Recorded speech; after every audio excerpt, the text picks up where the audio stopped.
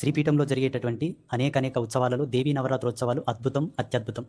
ఈ సంవత్సరం దేవీ శరన్నవరాత్రోత్సవాలను సెప్టెంబర్ 22వ తారీఖు నుంచి నవరాత్రి ఉత్సవాలు ప్రారంభమవుతాయి.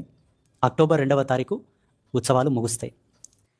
21వ తారీఖు అమావాస్య రోజు అమ్మవారి దీక్షను వేసుకొని విజయదశమి రోజు దీక్షా విరమణ చేసుకుని మరుసటి రోజు ఇంటికి వెళ్ళిపోవచ్చు.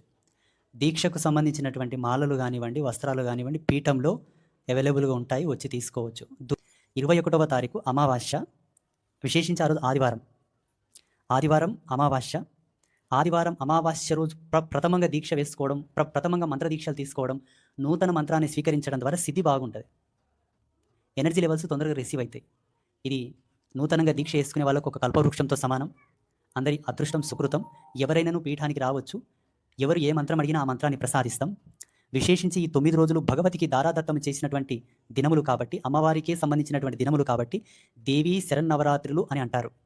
ఈ 9 రోజులు అమ్మవారికి సంబంధించినటువంటి మంత్రాన్ని స్వీకరిస్తే సత్పరమే మీకు శుభం కలుగుతుంది. కాబట్టి అమ్మవారి మంత్రాన్ని తీసుకోవచ్చు, మంత్రజపం చేసుకోవచ్చు. ఇక్కడ అనేక పూజలు జరుగుతాయి, వాటిలో మీరు పాల్గొనవచ్చు.